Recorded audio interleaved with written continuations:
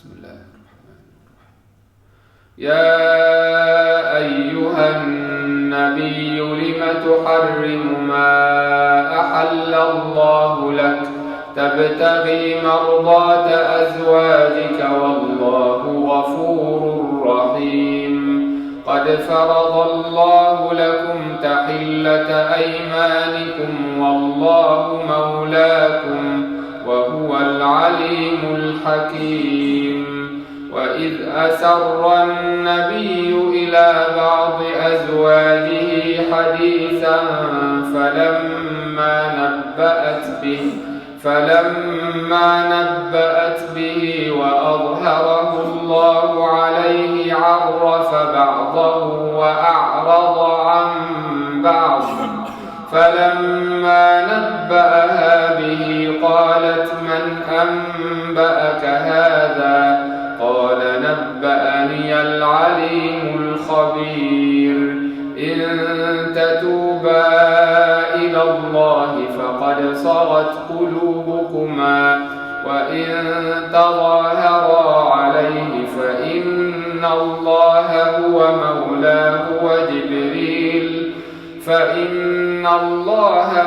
مولاه وجبريل وصالح المؤمنين والملائكة بعد ذلك ظهير.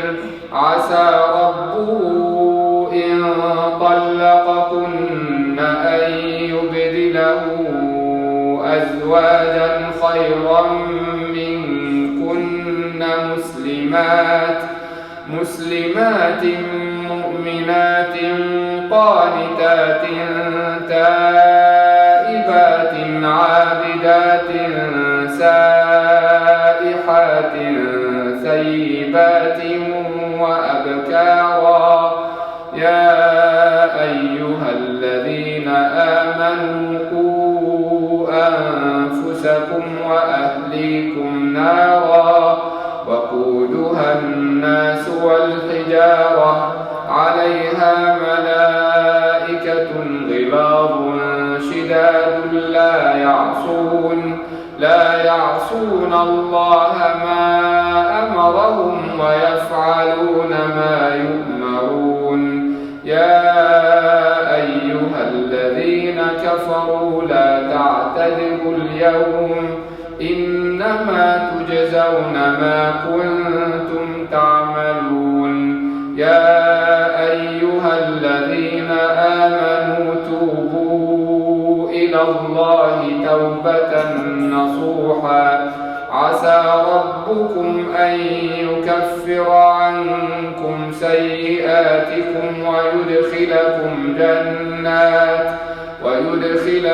جنات تجري من تحتها الأنهار يوم لا يخزي الله النبي والذين آمنوا معه نورهم يسعى بين أيديهم وبأيمانهم يقولون ربنا أتمم لنا نورنا واغفر لنا إنك على كل شيء قدير. يا أيها النبي جاهد الكفار والمنافقين واغلظ